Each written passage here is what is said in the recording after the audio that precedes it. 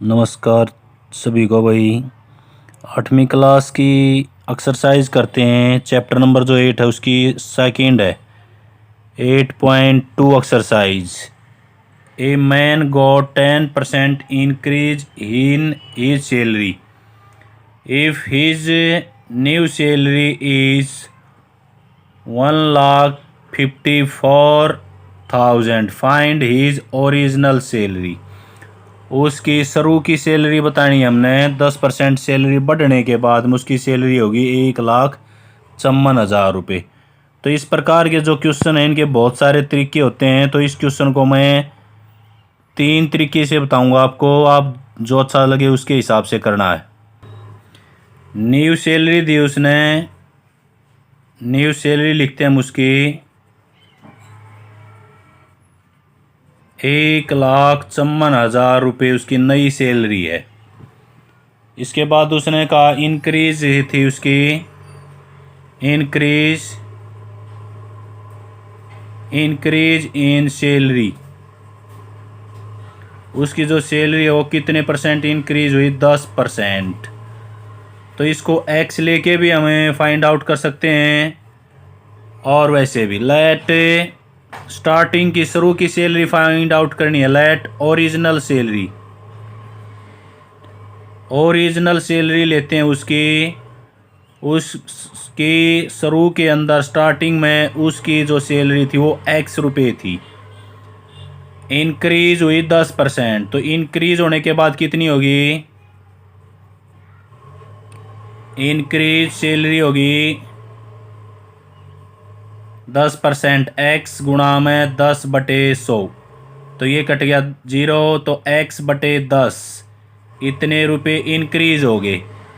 Starting की salary उसकी इतनी थी और x/10 इतने रुपये उसके इंक्रीज हो गए। इन दोनों का जोड़ इसके बराबर है। तो यहाँ लिखेंगे अकॉर्डिंग टू क्वेश्चन, पहले सैलरी x थी, बढ़ाई कितनी? x/10। बढ़ाने के बाद उसकी सैलरी कितनी होगी? 1,54,000 रुपये उसकी सैलरी होगी। अब यहाँ से एलसीएम लेते हैं। इसका एलसीएम आ गया हमारे पास 10। तो यहाँ पे हो गया 10x + x is equal to 154। अब यहाँ पे 10 और 11x हो गया हमारे पास। अब ये 10 इस साइड में जाके गुणा हो जाएगा, गुणा में 10। हमने उसकी ओरिजिनल सैलरी चाहिए x। अब ये 11 इस साइड में आके डिवाइड हो जाएगा। 11 से इसको काट देंगे, 11 1 पे और फिर 4, 1 2 3 0 एज इट इज रह जाएंगी। अब इसकी गुणा कर देंगे 10 की और 14,000 की।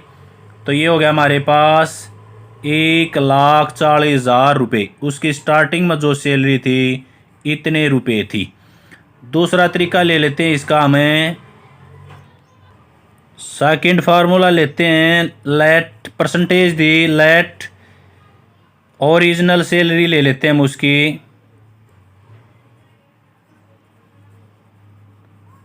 शुरू में उसके 100 रुपये थे, ये हमने मान लिया अपनी तरफ से। इंक्रीज कितने हुए? इंक्रीज हो गए 10%। 100 रुपये पहले थे, 10 रुपये बढ़ा दिए 100 पर। तो न्यू सैलरी होगी उसकी, न्यू सैलरी होगी उसकी 110 रुपये। 100 रुपये पहले थे, 10% बढ़ाए तो 100 पर 10 रुपये बढ़ गए, तो 110 रुपये उसकी नई सैलरी होगी। अब नई सैलरी उसने दे रखी है, तो स्टार्टिंग की कितनी है उसकी? 100 रुपये। तो यहाँ लिखेंगे हम if new salary, if new salary is 110 रुपये, देन ओरिजिनल सैलरी, यानी कि उसकी शुरू की जो सैलरी है वो क्या होगी? ओरिजिनल सैलरी बराबर है 100 रुपये। यदि उसकी सैलरी 110 रुपये नई है तो पुरानी सैलरी है उसकी 100 रुपये। यदि इफ़ न्यू सैलरी इज 1 रुपये, यदि नई सैलरी 1 रुपये है तो पुरानी सैलरी कम हो जाएगी, तो 100/110। और उसकी नई सैलरी दी उसने 1,54,000। यदि उसकी नई सैलरी 1,54,000 है तो पुरानी कितनी हो जाएगी, तो गुणा कर देंगे 1,54,000 से। यहाँ पे 0 से 0 कट गई, 11 से इसको काट देंगे हम, 11 एकम 11, 4 1 2 3 0, तो 1,40,000 रुपये उसकी शुरू की सैलरी थी। तो यहाँ पे 154 न्यू सैलरी है। देन ओरिजिनल सैलरी क्या होगी उसकी, तो इससे गुणा कर देंगे। ये दूसरा तरीका था इसका, सेकंड फार्मूला ये, इसको इस हिसाब से भी हम इसको सॉल्व कर सकते हैं। तो उसकी नई सैलरी 1,54,000 है, तो ओरिजिनल सैलरी हो जाएगी इतनी। आगे करते हैं। सेकंड क्वेश्चन है, on Sunday 845 people went to zoo. Sunday को 845 आदमी चिड़ियाघर के अंदर गए। ऑन मंडे को 169 पीपल वेंट गए। तो what is the percentage decrease in the people visiting the zoo on Monday. तो मंडे को कितने आदमी कम हो गए। संडे को गए 845, मंडे को गए 169, तो कितने आदमी कम हो गए, इसमें से इसको लेस कर देंगे। परसेंटेज पूछ रहा है तो 100 से गुणा कर देंगे। तो पहला इसमें लिखते हैं हमें नंबर ऑफ पीपल वेंट जू ऑन संडे। तो संडे को कितने आदमी चिड़ियाघर के अंदर गए, 845। अब मंडे को कितने गए, तो नंबर ऑफ पीपल वेंट जू ऑन मंडे को आदमी गए उसके अंदर 169। अब कितने डिक्रीज हो गए, तो इस डिक्रीज कितने हुए, तो यहाँ लिखेंगे हमें डिक्रीज नंबर ऑफ पीपल, कितने आदमी कम हो गए। अब यहाँ पे 845 घटा में 169, इसमें से इसको लेस कर देंगे हम यहाँ पे। तो लेस करने के बाद में 676 176 आदमी कम हो गए। अब ये परसेंटेज बतानी है कितने कम हुए, कम कितने पे हुए, ये 845 पे हुए। तो परसेंटेज बतानी है हमने इसके अंदर, तो यहाँ लिखेंगे परसेंटेज डिक्रीज, कितने परसेंटेज डिक्रीज हो गए। पहले कितने आदमी थे, 845, तो 675 बटे 845 गुणा में 100। अब यहाँ पे इसको हम काट देंगे, क्रॉस करेंगे। तो यहाँ पे इसको पहले 5 से काटते हैं हम, ये 5 पे काट दिया हमने, यहाँ पर हो गया 20। 5 से इसको 5 एकम 5, 3 बचेंगे, 5 छिका 30, और फिर बच गया हमारे पास 30, 4 बच गए, और ऊपर से 5, तो 5 नीम हो गया हमारे पास, 169 हो गया। अब 169 से ये देखो, ये सीधा 169 से ये 4 पे कटता है, तो 20 चौक 80, तो 80% लोग कम हो गए ऑन मंडे को। क्वेश्चन नंबर 3 है इसी का। क्वेश्चन नंबर 3 है, ए shopkeeper by 80 article for 2400 and sell them for a profit of 16।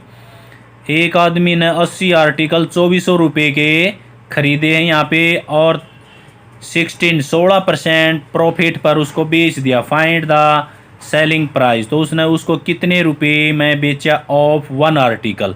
एक आर्टिकल की कीमत पूछ रहा है यहाँ पे, कीमत उसने 80 आर्टिकल की दी है, लेकिन वो सेलिंग प्राइस एक आर्टिकल का पूछ रहा है, तो यहाँ पे कॉस्ट प्राइस एक आर्टिकल का ही निकाल के हम उसको फाइंड आउट करेंगे। तो इसके अंदर लिखेंगे हमें कॉस्ट प्राइस ऑफ 80 जो आर्टिकल हैं उसका,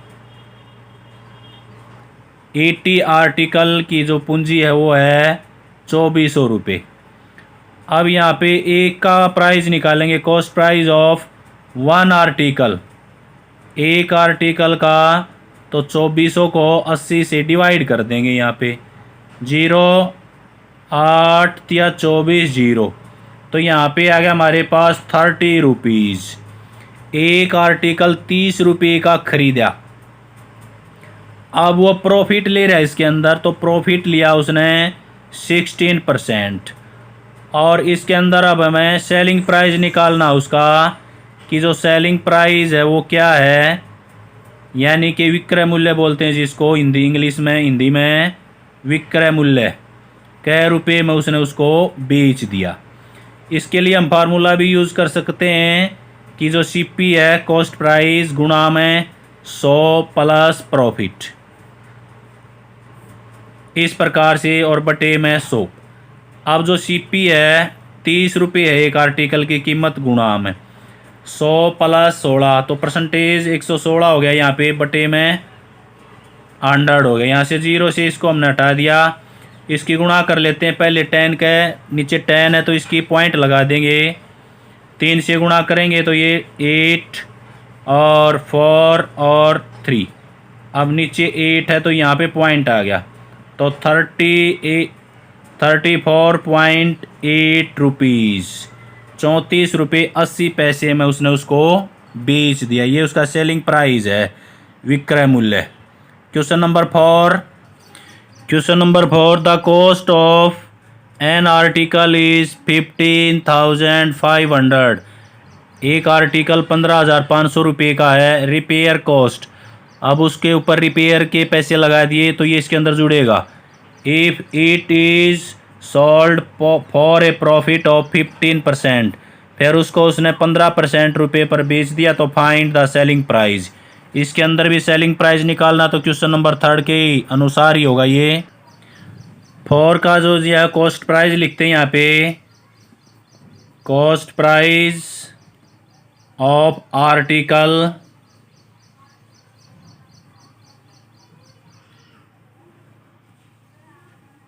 इतने रुपए है। प्रॉफिट लिया उसने, प्रॉफिट दिया उसने इसके अंदर 15%, और रिपेयर के पैसे लगे इसके ऊपर। रिपेयर के लिए पैसे लगाए उसने 450। इतने रुपए में ख़रीदा, इतने रिपेयर के, तो टोटल कॉस्ट प्राइस हो गया उसका, टोटल कॉस्ट प्राइस, तो 15,500 में 450 रुपये और जोड़ देंगे, तो ये हो जाएगा हमारे पास 15,950 रुपये। ये कॉस्ट प्राइस माना जाएगा, प्रॉफिट ये है। अब सीपी निकालने के लिए हम इसमें फार्मूला यूज़ करते हैं। अब एसपी कॉस्ट सेलिंग प्राइस निकालते हैं, तो सीपी मल्टीपल 100 प्लस प्रॉफिट और बटे में 100, तो कॉस्ट प्राइस है उसका 15,950 रुपये। 115 रुपये ये हो गए। 100 प्लस 15% है तो 100 प्लस 15 बाई 100। यहाँ पे 0 से 0 काट देंगे। अब ऊपर गुणा करते हैं 115 की, और इसकी इनकी गुणा करने के बाद में ऊपर इनकी गुणा करेंगे हम, दोनों की गुणा यहाँ पर ये आ जाएगी। इसके बाद नीचे 10 है तो 10 का यहाँ पे पॉइंट आ जाएगा, तो 18,342 रुपये 50 पैसे। तो ये उसका सेलिंग प्राइस है, इतने रुपए में उसको उसने बेच दिया। तो ये 4 क्वेश्चन था। इसी प्रकार करने क्वेश्चन आपने, यही है आपके लिए। जय हिंद, जय भारत।